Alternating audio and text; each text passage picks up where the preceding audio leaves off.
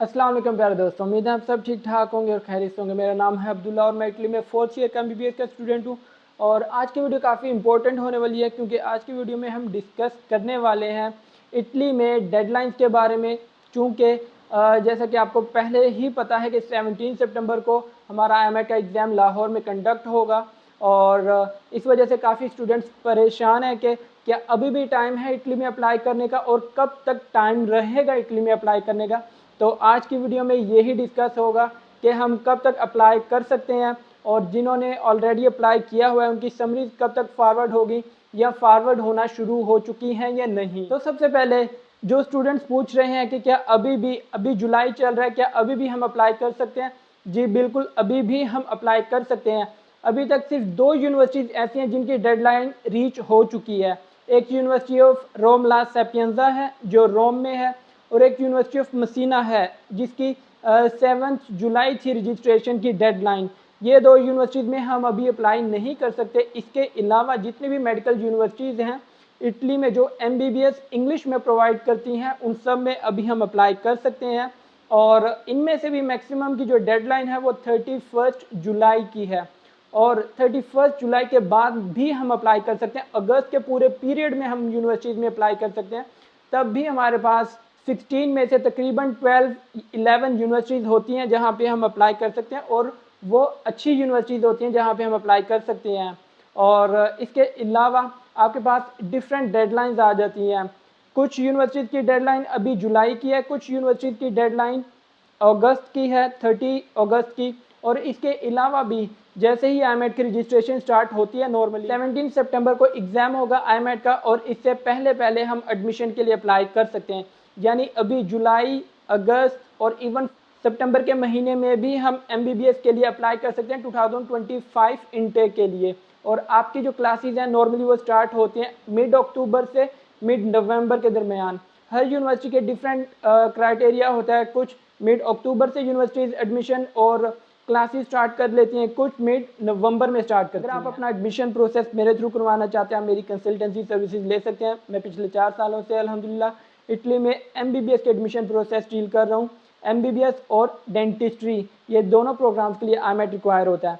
इसमें मैं आपके लिए कंप्लीट एडमिशन प्रोसेस डील करूँगा, आपके स्कॉलरशिप के डॉक्यूमेंट, स्कॉलरशिप का अप्लाई, आपकी IMET की रजिस्ट्रेशन और साथ में आपकी IMET की तैयारी के लिए स्टडी मटेरियल प्रोवाइड करना। IMET क्रैश कोर्स जो मैंने इसी साल बनाया है वो भी मैं आपको प्रोवाइड करूँगा। और इसके अलावा वीज़ा डॉक्यूमेंटेशन में आपको हेल्प आउट करना और आपको जो IMET का एग्ज़ाम है वो किस तरह आप दे सकते हैं और उसके बारे में मैं आपको गाइड करूँगा।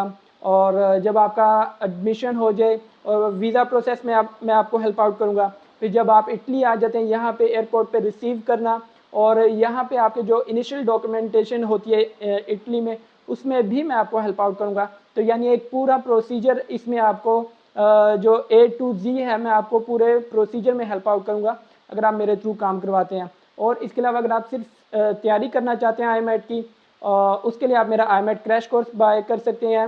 IMET स्कूल एस्पायरेंट्स वेबसाइट है मेरी, उस पर आप वेबसाइट पे परचेज कर सकते हैं या आप मुझे इस नंबर पे व्हाट्सएप नंबर पे मुझसे रब्ता कर सकते हैं। और व्हाट्सएप नंबर और वेबसाइट का लिंक मैं कमेंट सेक्शन में भी ऐड कर दूंगा और डिस्क्रिप्शन में भी ऐड कर दूंगा। तो जो स्टूडेंट मुझसे ये बार बार पूछ रहे हैं कि क्या अभी भी वो अप्लाई कर सकते हैं, तो जी बिल्कुल आप अप्लाई कर सकते हैं। आपके पास डॉक्यूमेंट्स क्या होने चाहिए अप्लाई करने के लिए? आपके पास पासपोर्ट होना चाहिए। अगर आपने पासपोर्ट नहीं बनाया तो आप फास्ट ट्रैक पासपोर्ट या एग्जेक्टिव पासपोर्ट, ये आपका 12 दिन में पासपोर्ट बन जाता है ईजीली। और ये इसे फास्ट ट्रैक पासपोर्ट कहते हैं क्योंकि ये तकरीबन 12 से 14 दिनों में पासपोर्ट तैयार हो जाता है। आपका मेन जो डॉक्यूमेंट है वो पासपोर्ट ही होता है। इसके अलावा आपके पास रिकमेंडेशन लेटर होना चाहिए कॉलेज से, इंग्लिश प्रोफिशिएंसी लेटर होना चाहिए कॉलेज से और आपके पास होप सर्टिफिकेट होना चाहिए अगर आपने 12th के एग्ज़ाम इस साल दिए हैं और आपका रिज़ल्ट जो है अभी आना है अगस्त में या सितंबर में, तब आपने होप सर्टिफिकेट भी कॉलेज से बनवाना है। और अक्सर लोग इस बात में कंफ्यूज होते हैं कि वो अभी 18 साल के हुए नहीं हैं और क्या वो पासपोर्ट बना सकते हैं या नहीं। तो मैं हमेशा कहता हूं कि पासपोर्ट इवन के 5 साल का जो बच्चा है उसका भी बन जाता है क्योंकि उसके लिए आपका 18 साल का होना ज़रूरी नहीं होता। या तो आपका बेफार्म पे पासपोर्ट बन जाएगा या फिर आपका जुवेनाइल कार्ड होना चाहिए, जुवेनाइल कार्ड पे भी आपका पासपोर्ट बन जाता है। इसके अलावा आपके पास 10th की मार्कशीट होनी चाहिए और अगर आपने 12th के एग्ज़ाम ऑलरेडी दिए तो 12th की मार्कशीट होनी चाहिए और एक पासपोर्ट साइज़ पिक्चर होनी चाहिए। और ये मेन डॉक्यूमेंट्स हैं जो आप प्री एनरोलमेंट के वक्त अप्लाई करने में आपके काम आते हैं। तो एडमिशन में आपका सबसे पहला स्टेप होता है प्री एनरोलमेंट। मैक्सिमम यूनिवर्सिटीज़ के लिए आपने डायरेक्ट प्री एनरोलमेंट करनी होती है यूनिवर्स इटली के पोर्टल पे। वहाँ पे आपने अकाउंट बनाना होता है और फिर आपने प्री एनरोलमेंट फॉलो करनी होती है। लेकिन कुछ यूनिवर्सिटीज़ हैं जैसे यूनिवर्सिटी ऑफ मसीना है, यूनिवर्सिटी ऑफ पाविया है और यूनिवर्सिटी ऑफ मार्शे एनकोना है। यहाँ पे आपने पहले प्री रजिस्ट्रेशन करनी होती है इन यूनिवर्सिटी की वेबसाइट पे जाकर। इन यूनिवर्सिटी की वेबसाइट पे पहले आप प्री रजिस्ट्रेशन करते हैं, फिर आपकी जो है प्री एनरोलमेंट होती है।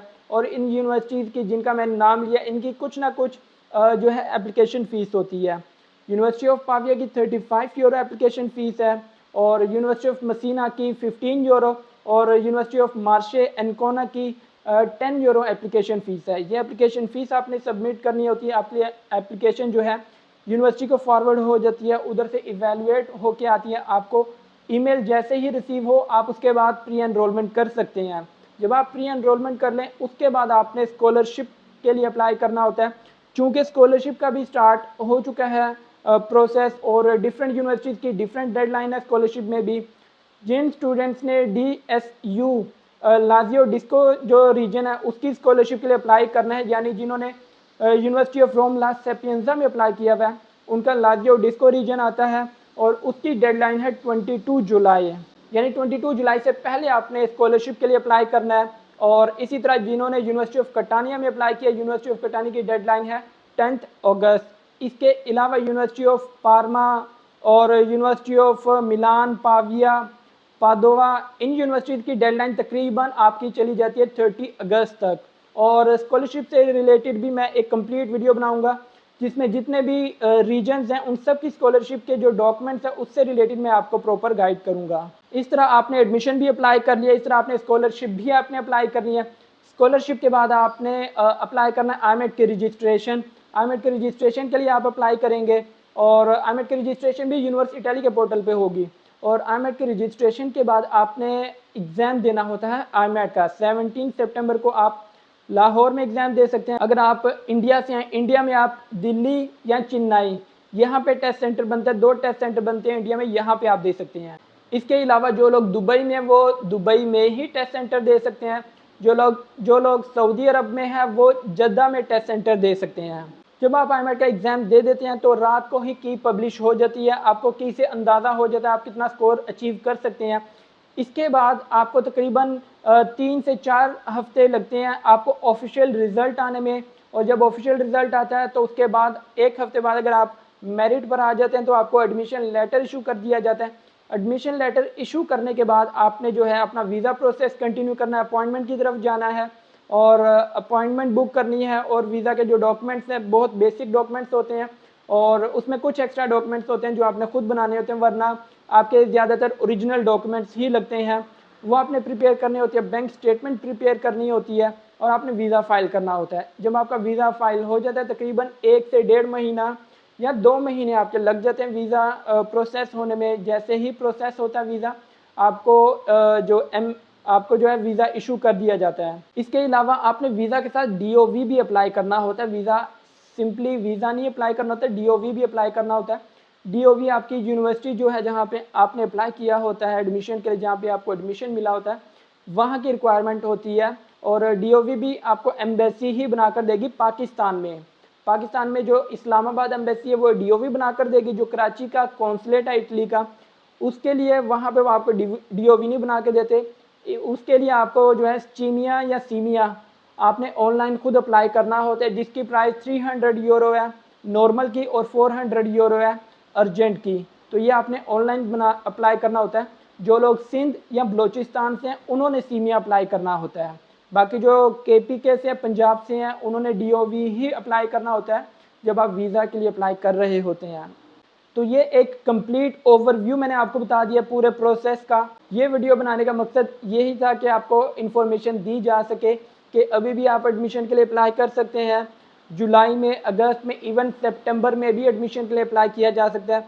कुछ स्टूडेंट होते हैं जिनको लेट पता चलता है और वो इसी कन्फ्यूजन में होते हैं कि वो अप्लाई कर सकते हैं या नहीं। तो ये उन स्टूडेंट्स के लिए है कि जी बिल्कुल जब भी आप ये वीडियो देखते हैं 17 सितंबर से पहले पहले आप 2025 सेशन के लिए अप्लाई कर सकते हैं, और जो 17 सितंबर के बाद देखेंगे तो वो यकीनन 2026 सेशन में अप्लाई कर सकेंगे। आज की वीडियो के लिए इतना ही, अगली वीडियो में मिलेंगे, तब तक के लिए अल्लाह हाफिज़।